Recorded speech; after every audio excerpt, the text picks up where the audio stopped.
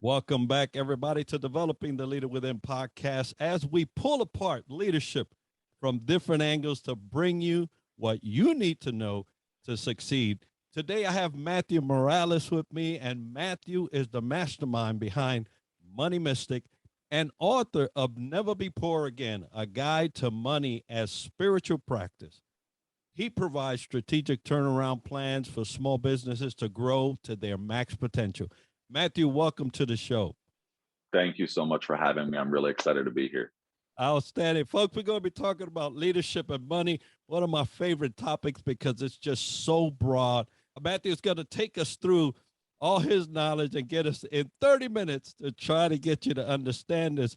But before we get into that, Matthew, tell us a little bit about you. Yeah. Hello, everyone.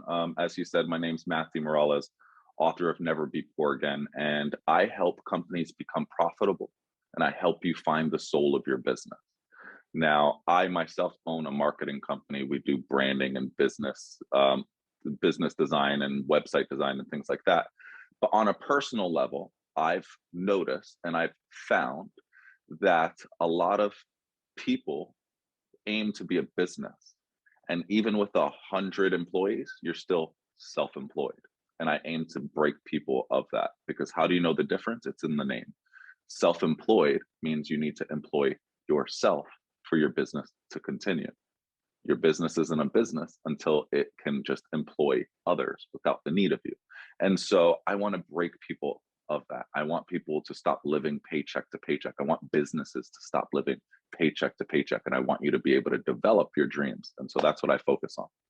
Now, that is straight wonderful. I had read all your information, but that did not come out of it as you just put it. So I'm glad you share that with us. And a great distinction, right? And so today we aim to make a distinction between leadership, money, and also what brings those two together. So talking in those terms, what does money and leadership have to do with each other? Fantastic question. Well, this is something I say often, okay?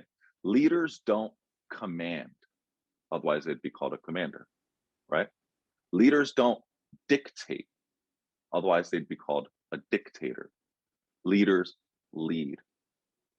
That means they do.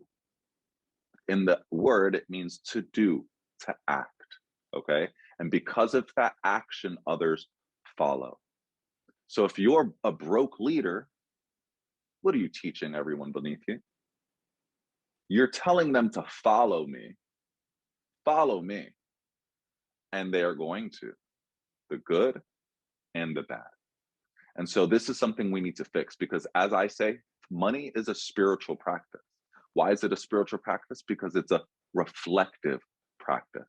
Money is simply a symptom of the way I'm acting in the world, right? If I'm broke, there's something I'm doing to be broke. It's that simple. And so if I'm doing that, I'm teaching that. And that's why they're so closely related. And I think it's really important for people to understand. That is a wonderful way of bridging those two.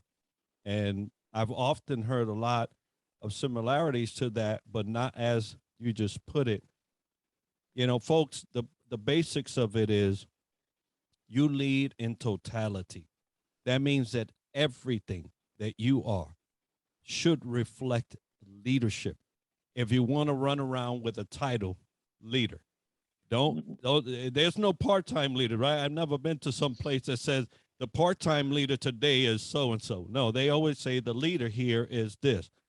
But are you truly leading in the entirety of what the word means? We're not asking for perfection. What we're asking is that every area in your life can be imitated in the positive. Now, we see plenty of examples of those that, well, you know, you can imitate to the negative, but can you be imitated to the positive? Now, you mentioned something important there, and I wanted to ask you, so what's the importance of knowing what different types of money are out there? Because in today's world, there are a bunch. There's a bunch of Yeah. money types out there. Let me say this. When I try to teach, and especially in my book, I always connect it back to some form of actual law, some natural law, something that we can all understand. And so I'm going to relate money to something that we all understand, which is that it follows the same laws as another currency or current, water. Water is a current, right? And it's a type of currency, income, and where you can get income from if you're taking it, right? Electricity is a current, electrical current. Then we have financial currency. It's a current. It is a current. And so they follow the same laws. Okay. So water in itself is a currency, and electricity is a currency, and anything can be used as a currency. So that's also why it becomes important to understand things as they come out and look at currency in new ways. Gold is a currency, and now Bitcoin is a currency, right? And now we've got NFTs, which is a type of currency. Art is a currency, and books are currency. This is all currency, and they actually all follow the same rules, and they all follow the same laws, and they're always associated with the same laws of nature. If you understand the laws of nature, you understand the laws of your finances. So I there's a love, way to connect them. yeah, I love that. And you mentioned your book, so let's talk a little bit about your book, because it's, you know, to treat money in a spiritual way is probably the wisest thing you could ever do, Mhm. because it ties you to you. It ties that currency to your daily habits, to your living, how you think about it. It really uh, basically cocoons around you. And if you don't know where you're living in, you could lose it all. So tell us a little bit about the book. Yeah, awesome. I actually have it right here. Once again, it's called Never Be Poor Again, A Guide to Money as a Spiritual Practice. You can grab it on Amazon. And essentially, the point of the book is I teach finances, but not by telling you. Instead, I'm telling you stories. Because what I realized was that I grew up poor. I grew up really, really poor. I grew up in the hood. I grew up, with gangs and gangsters and things like that, and running the streets and all that. And eventually, but I read a lot. I read a lot of financial books, and yet I was still poor. And then I wanted to get out of the hood. So I joined the military, and I was still poor. And then I started going to millionaire seminars, and I was still poor. And I was reading all the books and doing all, and I was just still broke. And one day it just hit me. I'm like, oh my God, why am I still broke? I was in India with my girlfriend, and we couldn't eat. We had $2 left, and we couldn't eat. And she said, I've never had to choose between two meals before. I was like, oh, I've had to choose between two meals.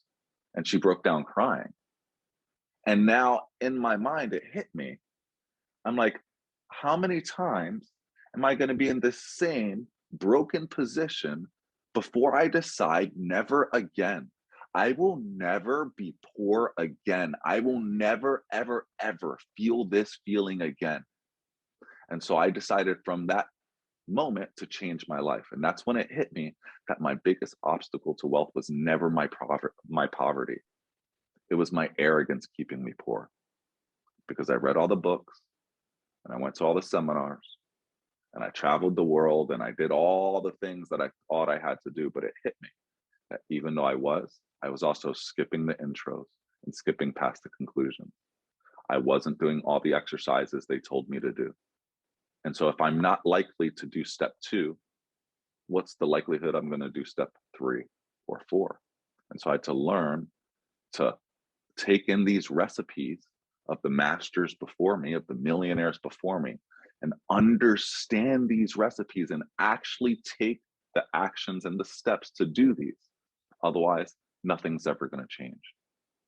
And so that's when my life changed.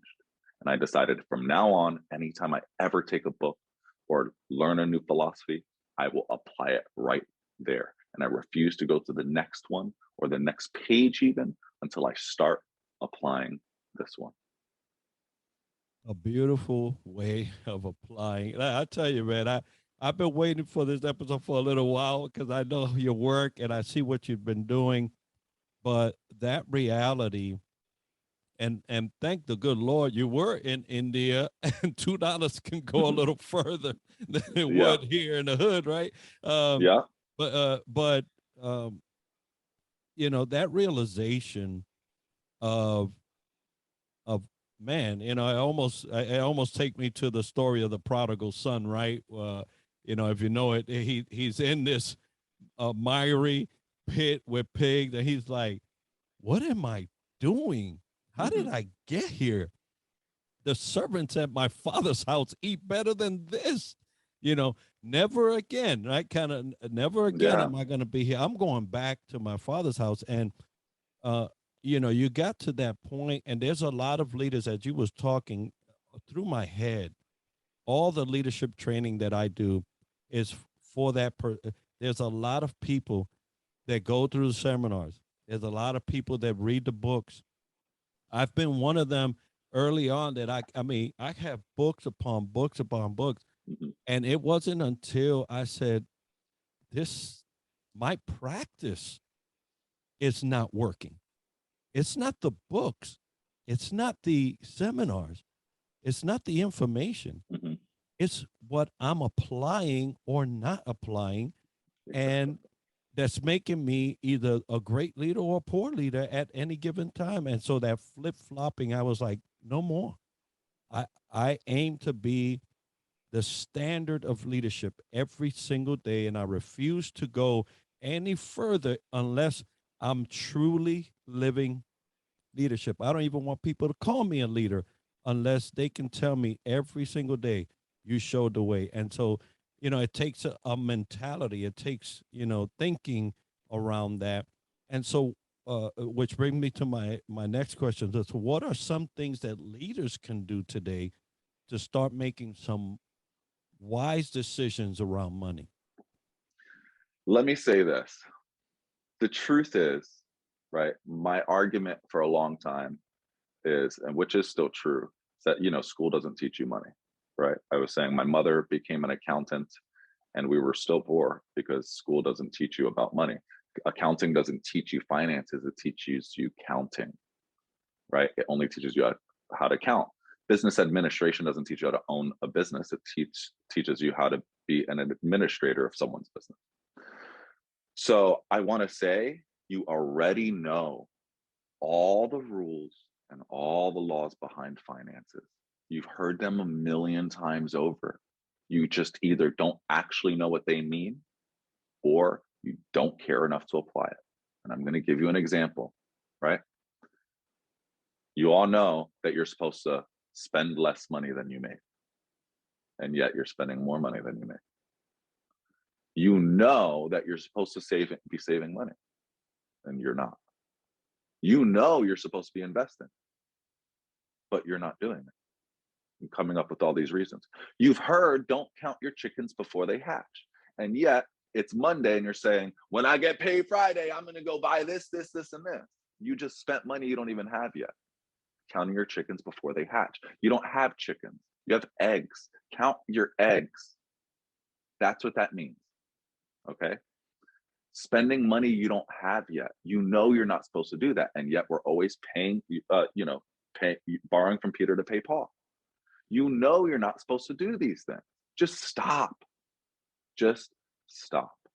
And how do you stop? By learning to work with your habit and instead of against your habit. You already know you're going to spend all your money to zero, right? Fantastic. So let's make an account specifically for fun so that you can spend your fun account to zero. And let's make an account specifically for your expenses, for your bills and all that stuff, so you can go ahead and spend that to zero. And let's go ahead and make an account for giving so that you can spend that to zero. And make an account for education so you can spend that to zero, right? And also, most importantly, make an account called financial freedom account that you're just never, ever, ever, ever going to touch. You're just never going to touch it. And so as these things are working, as they're flowing for you, your whole life will change. And I went through this process 10 times of trying this process and then breaking the rules and then trying to process and breaking the rules. I teach that story in my book. I'm telling the stories about how I'm learning these rules, and I teach you the rules that we've heard a million times and maybe some that you haven't. And I'm showing you how I just wasn't following them. I wasn't following them, and what it took for me to end up following them. Don't make it so that your whole life falls apart before you make a change. Just do it today. If you are going to spend all your money to zero, take the as soon as you get paid, before anything. That's why 401ks are so successful. Is because they take it before you see it. Take it before you see it. You pay yourself first. You put it in a financial freedom account, somewhere that's going to be growing money for you and working harder for you than you do for it. I'm sure a lot of us have heard these things, but you're not a leader unless you're taking action for someone to be able to follow. Leads don't tell you what to do. Leaders don't tell you what to do. That's not what a leader does. A leader does it. And through the law of allowing, other people witness your healing until they realize that they can heal too. That's true leadership. Once I start healing, not telling other people to heal. Once I gain 50 pounds or lose 50 pounds, whatever it is that I want, and other people say, wow, I didn't think that was possible, I can do that too. Once I travel the world and other people are like, huh, man, I can do that too. And they do that. That's how you influence change. And so it's going to start with practice. Right now, go take any money you have and take 5% of it, 10%, and put it somewhere. And start today, right now. But then secondly, I want you to start paying all your bills on the 10th and the 25th. Obviously, you might not be able to always do it. Let's say if you have a mortgage, it's always going to come out on the 1st. But the point is, you're going to take all your money and put the 10th and the 25th. That's going to pay all your bills. So now you've paid yourself first, and you've paid for the bills that you need to. The rest is what you have to survive on. Now that is what you learn to live off of. And that's what you're going to do. And if you want to put a fun account with that and split it for things like that, then you can start doing that. But that right there is what will change everything. That money left over. Pay all your bills on the 10th and the 25th. And whatever you have until your next paycheck is what you have to survive off of. And learn to only spend that. If you have $500, only spend $499. That's it. And that'll resolve most things that we're dealing with, and that'll make it easier so that you don't have to stop spending money. You can still splurge if you want to, but make an account to splurge and feel free to spend that to zero. Totally agree. And I tell you, as a leader, in finances or in the world of finance, I've been a poor guy. As an Mm-hmm. example, I remember growing up in leadership, and yeah, I would do everything practice wise for everything else, to a capacity that you could follow. But yet I was letting people buy me lunch because I didn't have lunch money. Yeah. That's the Yeah. truth, you know? And so reflecting back on those years and those times, it truly, and having this conversation, it tells me at that point, although I may have been good in 85, 90% of the things that I was doing, finances was one of those things Yeah. that I was terrible at. And a very, I wouldn't even say humbling, because it's not, it's more embarrassing to be a leader and then having your subordinates or your team members have to front you lunch Mm-hmm. because you Yeah. can't pay for it. Because you can't pay for it. Yeah. And, here, the other thing too is that for people to understand that it's just a skill that we learn. And so a lot of us make these excuses. Oh, I'm poor, I'm broke, you don't understand. Trust me, I do. Trust me. I grew up in the hood, right? I struggled in India. I lived in the jungle. Like, don't tell me I don't understand. I understand. Let me say this. We are not broke because of how much money we make. We are broke because of what we do with it after we make it. That's what makes us broken. Until I understood that, until it penetrated my head, I was going through the same thing over and over. But the good news of that is It's a very easy skill to learn. It's the same way you decide I'm going to learn the guitar and you go watch a YouTube class or you go into a class. It's a skill you can learn. Finances is a skill you can learn, and it's an easy one to learn. It's just hard to apply when you won't let go of your old philosophies. And that's what my problem was. Yeah, learning and application are two different things, and Yes, it's the difference between success and not. So, what's at stake if you don't create a money wise mentality? that's a great question. What is at stake? I'm actually going to follow that up with another question. What is at stake? Also, what do you gain if you fail? Right? What do you gain if you fail? Because that's what's at stake. Is we're always going to be gaining something, but it could be gaining anxiety, right? It could be gaining stress. Who does it affect for you to succeed? Who does it affect for you to fail? That's what's at stake. Who it's affecting, right? Because the truth is, it's a spiritual practice because it's an inner practice, it's a reflective one. I have to see what I'm doing with my money to understand how to fix it. And once I understand that, once I take care of myself, once I fill up my cup and it overflows, then that cup will overflow into my mother's cup, which will overflow into my brother's cup, and it'll overflow into every other cup. But if I sit there trying to fill everyone's cup and everyone's cup, no one's cup really gets filled, and neither does mine. But if I just keep pouring in mine and pouring in mine and pouring in mine, it'll overflow to every single one. And so that's what we have to do. We have to take care of ourselves. We have to have true empathy for others by taking care of ourselves, which will allow us to also take care of I've been one to say that, leadership starts with you. Everything starts at ground zero.